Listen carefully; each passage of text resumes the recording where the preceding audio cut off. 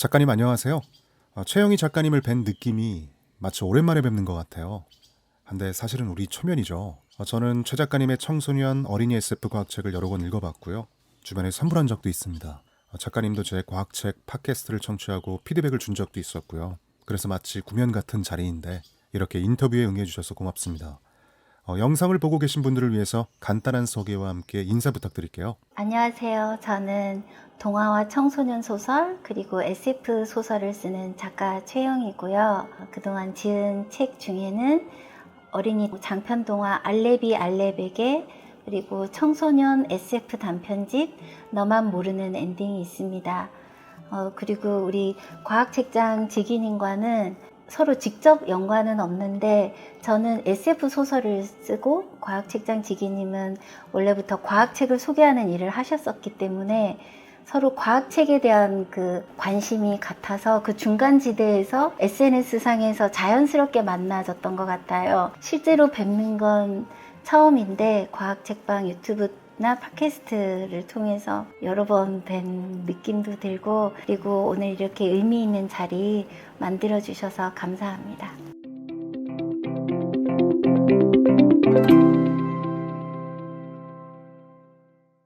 네.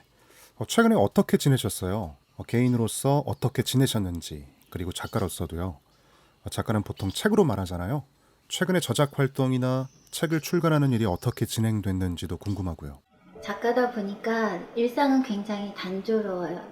준비하는 작품에 대한 공부를 하거나 그리고 현장을 답사하거나 하루를 그 일들로 보내고 있고요. 작가나 작품으로서의 근황은 2021년이 저한테 굉장히 의미 있는 한 해였어요. 제가 7년 동안 작품 활동을 하고 8년 차로 넘어가고 있더라고요. 그런데 우리 교수님들도 7년 차에 안식년을 갔잖아요. 작가도 7년이 되니까 그동안 너무 아웃풋만 했다는 생각이 들고 한번 되짚어보는 시간을 갖고 싶었어요. 어린이 청소년 책을 쓴다는 그 바운더리가 있으니까 제가 이러이러한 글을 쓰고 있어요 라고 하면 편집자분들이 그거는 어린이 청소년이 이해하기 힘들 것 같아요. 혹은 너무 재밌는데 그게 어린이 청소년 독자에게 무슨 의미가 있을까요? 거절당한 원고들이 7년 동안 쌓였던 것 같아요. 그게 무심코 이건 안 되나 보다 안 되나 보다 하고 넘겼던 원고들이 마치 작가로서 나의 일부가 버려진 느낌을 받았던 것 같아요. 2021년에 딱 들어오면서 엔솔러지 원고를 마감하고 나서 거의 대부분의 원고 청탁이나 출간 계약을 거절하고 혼자 시간에 들어갔던 것 같아요. 제가 어린이 청소년 소설가로서 쓸 수 없었던 7년 동안 쌓였던 그리고 제가 쓰고 싶었던 글들이 있었을 거 아니에요.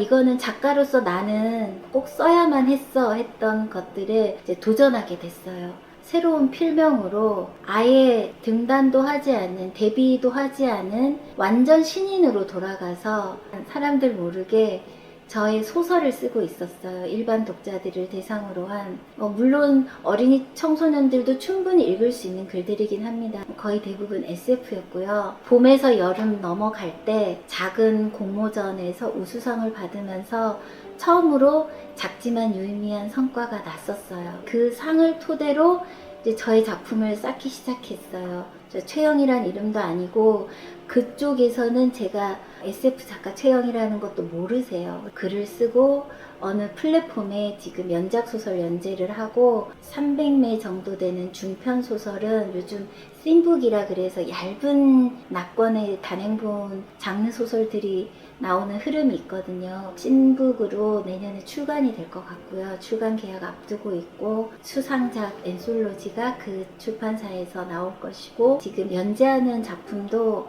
그 플랫폼 측에서 출간 계약을 검토해 주시고 계셔서 출간이 될 것 같아요. 신인 소설가 누군가의 이름으로 세상에 나올 것 같아요. 멈춰진 상태였어요. 이제 11월부터 다시 엔솔러지나 소설들이 나오긴 해요. 멈추고 다시 처음으로 돌아가서 새로운 작품들을 좀 더 다양한 장르와 소재로 어린이 청소년이 이해하기 조금 어려울 수 있는 이야기도 담아도 되니까 소화하는 시간을 저 혼자 가졌던 것 같아요. 뭐 동료 작가들이나 편집자분들은 왜 올해 책이 안 나와요? 요즘 글을 안 쓰느냐? 뭐 이런 이야기도 많이 듣긴 하는데 많은 매수를 채웠던 것 같아요. 신인으로 돌아가니까 너무 절박해지더라고요.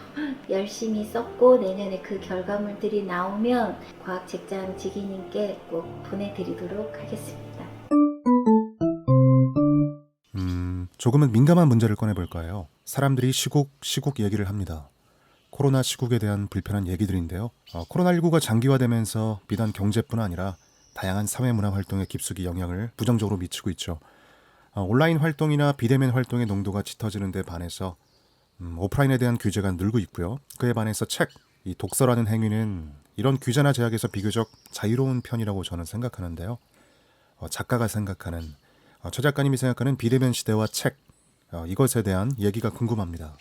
처음에 코로나가 확산되고 유례없는 팬데믹 시대를 겪으면서 작가들끼리 우리가 몰라서 그렇지 이게 아포칼립스의 시작이 아닌가? 그런 농담도 하고 예정돼 있던 강연들이 다 취소가 되더라고요. 학생들 만나는 기회는 굉장히 저한테 힐링의 시간이고 의미 있는 시간이거든요. 거기서 유일하게 힘을 얻는데 가장 중요했던 일정들이 거의 1년 반 동안 착착착착 취소되면서 약간 마음에도 타격이 왔던 것 같아요. 중요했던 것들이 불이 꺼지는 느낌? 그래서 팬데믹이라는 것 자체에 대한 궁금증이 생겼던 것 같아요. 팬데믹이라는 거를 태어나서 우리 세대가 처음 겪는 거지만 우리 인류에게는 처음이 아니었잖아요. 그래서 무심코 우리가 봤던 책들 중에 제가 20대 때 읽었던 우리나라 대하소설 토지에도 콜레라 전염병이 마을에 돌아서 사람들이 막 죽어나가는 그런 장면이 있어요.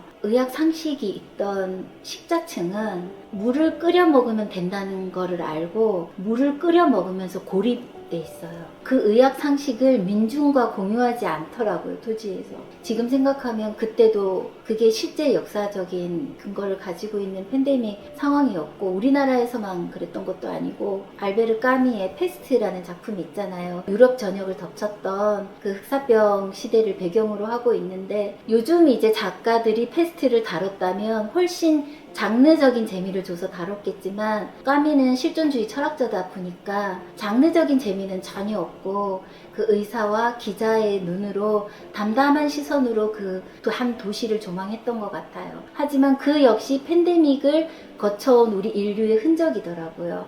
팬데믹이 우리 세대는 전무후무한 일이고 물론 팬데믹을 일으킨 그 코로나 바이러스가 과거의 병원체들하고는 좀 성격은 달라요. 이건 인간이 개입된 결과물이어서 아마 극복하는데 좀 더 오래 걸리고 좀 더 힘들 수도 있지만 우리 인류가 수차례 겪으면서 그 결과물들, 그 지혜들을 문학이라는 결과물로서 우리에게 물려줬던 것 같아요. 과학을 좋아하고 SF 작가이기 때문에 원래는 책을 읽을 때 관심사가 항상 미래였어요. 앞으로 어떻게 될 것인가, 메타버스 세상은 어떻게 전개될 것인가, 에너지는 어떻게 변화할 것인가, 항상 관심사가 근미래였다면 문학 작품들을 보면서 과거의 텍스트들로 눈이 돌아간 것 같아요. 그러면서 과거의 명작들, 고전들을 다시 한번 읽어보는 시간으로 접어들었고 에드거 앨런 포의 책도 있었고 그 다음에 남미 작가인 오라시오 키로가의 단편집도 있었고 우리가 명작에서만 봤던 기드 모파상 작가의 오를라라는 괴이 단편집도 있어요. 정체불명의 전염병이나 인간이 예측하지 못했던 상황에서 펼쳐지는 그 시대의 불안이 담겨있는 작품들이더라고요. 그래서 팬데믹 시대에 과거의 그런 작품들을 읽는 게 굉장히 작가의 상상력 확장에도 도움이 됐고 그리고 우리가 불안을 극복하는 데도 도움이 되고 우리가 비대면 사회로 접어든 게 어찌 보면 독서 시장에서는 기회일 수도 있겠다. 우리가 상대적으로 개인 시간을 더 많이 확보하면서 작가들 입장에서는 더 많은 텍스트를 접하는 기회다라고 생각하고 있습니다. 비대면 시대에 작가가 바라보는 책에 관해서 여러 의미 있는 얘기들을 해주셨는데요. 저희 유튜브 과학책장의 이 코너 이름이 골목 책방이거든요. 사실 책과 사람의 연결을 배제하고 책의 가치를 논할 수 없듯이 사람과 책을 잇는 요소들의 중요성도 크다고 할 수 있을 텐데요. 사실 오늘 이 장소가 최 작가님에게 의미 있는 서점이라고 들었어요. 어떤 이유 때문인가요? 그러니까 고양시로 이사를 오기 전에 예전에 구리시에 살 때부터 고양시에 있는 알무책방 이야기를 들었었어요. 작가로서 데뷔하기 전에 이미 등단한 언니들이 이번에 알무책방 사장님이 내 책을 읽고 알무책방에 내 책을 전시해줬어. 그때는 이제 제가 알고 있는 골목책방들이 몇 없었어요. 그런데 그때 알무책방 이야기를 들으면서 나도 등단을 하고 단행 내 이름으로 된 책을 내서 알무책방에서 언젠가 내 책이 독자들 눈앞에 이렇게 전시된다면 좋겠다. 나도 그런 작가가 되고 싶어 하면서 항상 나를 다잡고, 그러다가 어느 순간 보니까 저는 잘 몰랐는데 이제 전에 듣기로 이 알무책방을 자주 드나드는 작가 언니가 이번에 네 책 무언가가 알무책방 사장님이 재밌게 읽고 책방에서 소개를 해줬다더라 하는 순간 굉장히 행복했던 기억이 있어요. 그림책, 어린이 청소년 책들, 그리고 일반 도서들, 독립출판물들을 본인이 직접 열심히 읽어보시고 그 중에서 정말 좋은 책들을 독자들에게 소개하고자 굉장한 사명감을 갖고 움직여주고 계시거든요. 저희 작가들한테는 마음의 의지처가 되는 곳입니다. 알무책방이 앞으로도 더 많이 사랑을 받았으면 좋겠고, 팬데믹 상황에서 모든 게 정상화되어 있진 않을 텐데 빨리 이 상황이 어떻게든 나아져서 예전처럼 아이들이 북적거리는 알무책방으로 돌아왔으면 좋겠고, 그때까지 우리 사장님이 잘 견뎌주셨으면 좋겠고, 우리 작가들도 알무책방을 많이 후원해 줬으면 좋겠습니다. 오프라인 책방과 서점이라는 장소를 오가는 고객, 한 사람의 입장에서 얘기를 해봤는데요. 오프라인과 온라인으로 나눠서 언급하긴 했지만 사실 책방 자체가 오프라인이라는 생각이 들어요. 장소라든지 간판 이런 거죠. 실제로 쌓여있는 책들, 이런 실질적이고 구체적인 곳을 가리키잖아요. 한데 많은 이들이 이미 온라인으로 책을 삽니다. 한 끼 식사를 하기 위해서 배달 음식을 구매하는 거는 배송 직후 즉각적인 식사를 하는 데 반해 이 책이라는 건 읽는 시간도 오래 걸릴 뿐더러 속도가 중요한 구매 과정은 아닐 것 같거든요. 1년여 전에는 드디어 온라인 책 판매율이 오프라인을 앞섰다는 뉴스도 나왔었고요. 작가님은 어떻게 생각하세요? 어떤 방식으로든 책이 판매되기만 하면 괜찮은 걸까요? 아니면 계속 줄어들고 있지만 수없이 많은 오프라인 서점들이 책을 파는 것과 몇몇 온라인 공룡 기업들이 매출을 지배하는 이 구조에 관해서요. 작가로서 항상 동네 책방을 응원하고 있었고, 실제 동네 책방을 운영하고 계신 어느 선배 작가님께서 동네 책방 지지선언 릴레이 캠페인에 작가의 한 사람으로서 참여해달라는 메시지를 받고 SNS에 공유하고 짧게 멘트 한 줄만 쓰면 된대요. 근데 그 멘트를 고민하면서 항상 동네 책방이 중요하다고는 알고 있었는데 그 한 줄로 어떻게 동네 책방을 표현할 것인가를 그때 처음으로 고민했던 것 같아요. 동네 책방이 나에게, 우리 작가에게 무슨 의미일까? 그때 제가 제 작가 계정 SNS에 올렸던 그 문구가 동네 책방은 모든 작가의 시초지입니다 라는 문구였거든요. 우리가 발품을 팔아서 가서 책을 뒤적이면서 와 재밌어, 이 책 사고 싶어 라고 느끼고 좋아했던 그 어린 시절에 우리가 지금의 작가들이 되었다고 생각하고, 어린 시절 우리의 상상력을 키웠던 거는 우리가 발품 팔아서 갔던 그 동네 책방의 힘, 그리고 거기서 집어왔던 한두 권의 책, 그리고 부모님이 그 책방에서 사다 주셨던 그 몇 권의 책의 힘으로 우리가 작가가 됐다고 생각을 하거든요. 온라인 서점이 대세이긴 하고 책 자체도 다양화되는 것 같아요. 저도 사실 오디오북, 이북을 많이 구매하는 사람이거든요. 책이라는 거는 단순히 어떤 이야기와 지식을 실어 나르는 매체가 아니라 책 자체가 예술품이라고 생각해요. 그 표지, 판형, 글자, 글자체, 그리고 종이 재질의 질감, 그 안에 들어가 있는 일러스트, 디자인까지 한 권의 책이야말로 예술 작품이라고 생각하거든요. 이북을 보면 우리는 그 내용을 가질 수는 있어요. 오디오북으로 들어도 그 내용을 전달받을 수는 있지만 내용을 전달하는 매개체는 아닌 것 같아요. 활자 문화의 직결체고 완성본이고 예술품이기 때문에 저는 종이책 시장이 계속 이어지리라고 보고, 그 감동을 고스란히 전해주는 곳은 제한된 공간 안에 책방 사장님들의 철학에 따라 책들이 배치되어 있는 동네 책방, 골목 책방이라고 생각하거든요. 그래서 골목 책방은 우리 모두가 지켜야 할 공간이고, 골목 책방을 지키는 게 단순히 이분들의 생계를 지키는 게 아니라 인쇄 종합 예술인 책 자체를 지켜내는 일이라고 저는 확신하고 있습니다. 오늘 저희가 이곳 일산의 알모 책방에 와 있는데 작가님 도착하시기 전에 여기서 작가님이 쓴 책들을 좀 구매해 놓았습니다. 보육원 어린이들에게 기부할 예정인데요. 책을 기부한다는 건 결국 독서라는 행위를 제한하는 일이고, 가능하다면 그 일을 통해서 생각하는 방법, 특히 과학적으로 사고하는 일을 알려주고 싶은 건데요. 과학소설 작가로서 이 보육원 저학년 아이들과 고학년 어린이들, 그리고 중학생 청소년들에게 한 말씀, 애정어린 말씀도 좋고 과학책 독서의 가치에 대해 조언해 주셔도 좋을 것 같아요.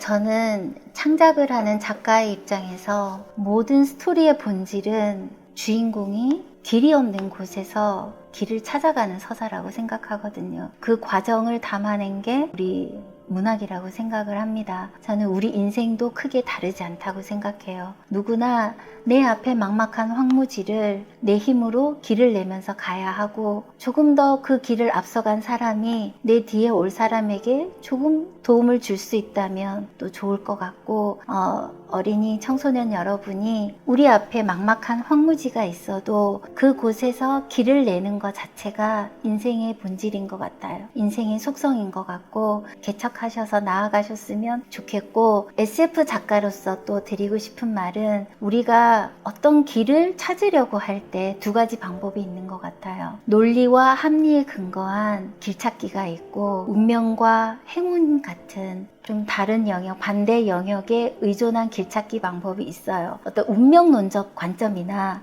행운에 의지하다 보면 우리가 가질 수 없고 컨트롤할 수 없는 부분이잖아요. 행운이 내게 와주지 않으면 우리는 첫 발을 내딛기 힘들어요. 하지만 논리와 합리적 사고는 우리 모두 안에 있어요. 누군가 나에게 행운을 주지 않아도 나는 내 안에 있는 논리적이고 합리적인 사고로 첫 발을 내딛고 그 다음 발을 내디딜 수 있다고 봅니다. 그래서 SF 소설이 추구하는 그런 과학적 사고는 인간 본연을 응원해주는 사고방식이라고 생각해요. 그래서 여러분들도 SF 동화, SF 소설 많이 읽으시고, 그 주인공들이 어떻게 사고하고 문제 상황을 어떻게 돌파하는지 보시고, 운명에 의존하지도 않고 외부적인 행운에 의존하지도 않는 나만의 이성적이고 합리적인 그 힘에 의지해서 첫 발을 무사히 내디디시길 바랍니다. 오늘 좋은 기회 주셔서, 우리 친구들 만날 기회 주셔서 정말 감사드립니다. 감사합니다.